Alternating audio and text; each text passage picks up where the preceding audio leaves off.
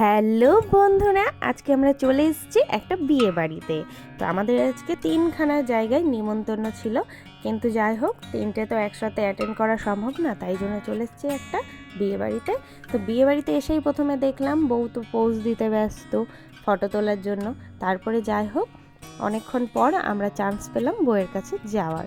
তো গিয়েই আগে তাড়াতাড়ি গিফটটা দিয়ে ফেললাম, কারণ হাতটা খুব ভারী ভারী লাগছিল, গিফট ধরেছিলাম তো।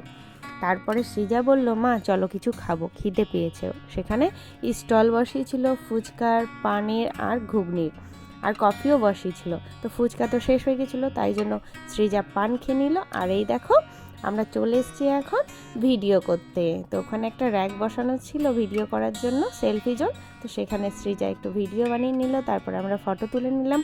তারপরে খিদে পেয়েছে এত, চলে এসেছি ঘুগনি খেতে। এবার প্রথম দেখলাম বিয়ে বাড়িতে ঘুগনিও পাওয়া যাচ্ছে। তারপরে সোজা খাওয়ার টেবিলে সিট পেয়ে গেছি, আগে খেতে বসে গেছি।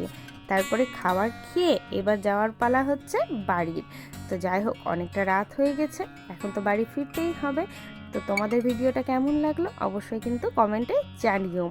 আমার গলাটা এতটা বসে গেছে যে আমার ভয়েস দিতে কষ্ট হচ্ছে, তোমরা আশা করি বুঝতে পেরেছো।